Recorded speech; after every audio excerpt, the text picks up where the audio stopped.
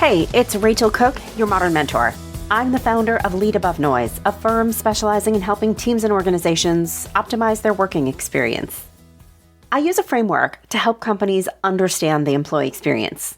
It's got these 4 pillars you may have heard me yammer on about before, but at its core, it's really about creating the conditions in which our teams can deliver, develop, connect, and thrive.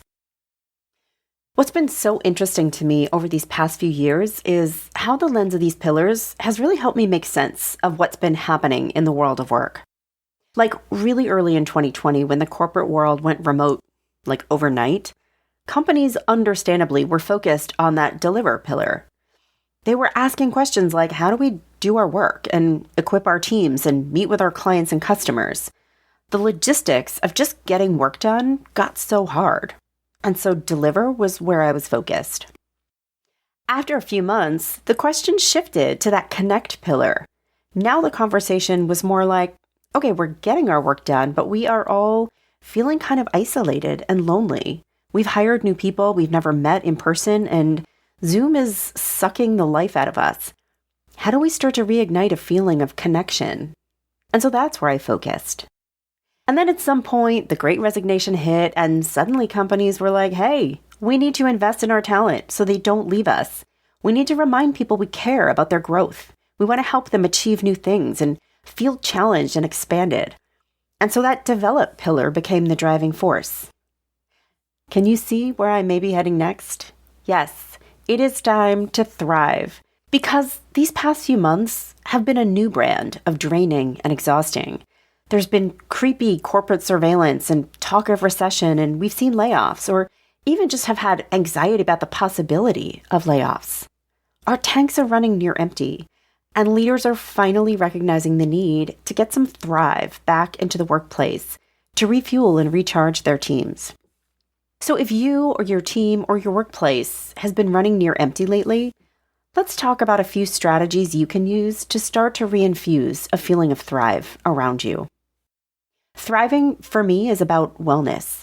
It's about our energy, our feeling of zing around being at work.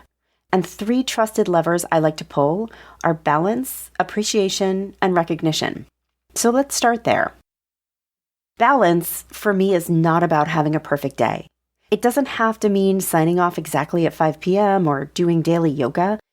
It's about having a sense of control. You feel empowered to manage your energy, to live a life outside of work, to know when it's time to say no, and to feel comfortable doing so. In practice, it means you can and you do set boundaries. Your out-of-work life can happen fully, and you can manage your work within those boundaries. You can sign off in the evening and be with your family, or your dog, or your book, or your side hustle, or just because you're done. You're clear on your priorities. You know what you need to achieve and why, and by default, what you don't need to focus on or invest in. Your energy is a priority to you and to those around you, and time to breathe and reflect is valued. You feel safe asking for help because you know asking for help is not a sign of weakness, but of clarity and courage. So how do we do this? We all need to start by setting small boundaries, by saying no when overwhelm strikes, and asking confidently for help. Leaders need to be role modeling this and talking positively about it when they see it in action. Saying things like, hey Ying, thank you for letting me see how full your plate is right now. I am happy to take that analysis from you so you can focus on this pitch. Small actions and moments of validation seed progress. Next up is appreciation. As in, we all want to feel appreciated for showing up and pitching in. We want to feel like our work matters. I heard this interview with researcher Dan Ariely. He did this experiment where he brought people into a lab to build Bionicles, these tiny robots made of Lego. He paid them a small amount of money for each one they built until they said, okay, I'm done. But here's the kicker. People were unknowingly placed into one of 2 groups. In group 1, the person would build a Bionicle and then hand it to Ariely, who would set it aside and ask them to build another. He'd repeat this until they tapped out. In group 2, the process was identical except for one difference. When a Bionicle was built and handed over, Ariely would break it apart and dump the free Legos back into the box. And guess what he found? People in Group 1 built about 50% more Bionicles than those in Group 2. To be clear, these Bionicles weren't being used for anything, and the effort and exertion were identical in both groups. But the experience of seeing something you just made broken down into pieces again was just so demotivating. I'll put a link to the interview in the show notes if you want to hear the full story. I'm guessing your team doesn't make a whole lot of Bionicles, but the point is this. People are working for more than just a paycheck. They want to feel like their work means something. Did someone build a deck for a meeting that got canceled?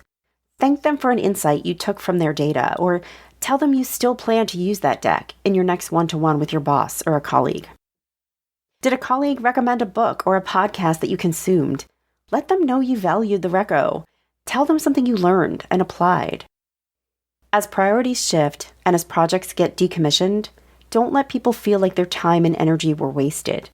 Appreciation is so easy to bring to life, and making sure people feel like their efforts matter does wonders for the spirit. And now let's talk about recognition. Recognition is often conflated with appreciation, but actually they are very much not the same thing. Appreciation is about feeling like your work has mattered. It's a celebration of effort, of input. Recognition is feeling honored for an achievement or an outcome. It's an act of rewarding someone for a job well done. And it doesn't only come from a leader or even from money. Recognition can happen in any direction, and it comes in many forms. When someone pitches an idea that leads to a product or a process innovation, call it out, give them that credit. When someone pitched in on a project that wasn't technically theirs to own, but they knew they could add value, make sure their boss knows they went the extra mile. Help people see the link between their exertion and an outcome that mattered. Help them feel celebrated. In bigger moments, this might mean a promotion or a salary bump, but also a well-written thank you note, a shout-out at a team meeting, an opportunity to lead a pitch or a project. These are all valued forms of recognition. These are just a few ways you might dial up the thrive factor at work. How do you refuel tanks and spirits in your workplace? I'd love to hear your ideas. Shoot me an email anytime. Join me next week for another great episode. Until then, visit my website at leadabovenoise.com if your organization is looking to dial up its employee experience or deliver some leadership development that activates change. You can follow Modern Mentor on Apple Podcasts, Spotify, or wherever you listen to podcasts. Find and follow me on LinkedIn. Thanks so much for listening and have a successful week. Modern Mentor is a quick and dirty tips podcast. It's audio engineered by Dan Farabend with script editing by Adam Cecil. Our podcast and advertising operations specialist is Morgan Christensen. Our digital operations specialist is Holly Hutchings. Our marketing and publicity associate is Davina Tomlin, and our intern is Cameron Lacey.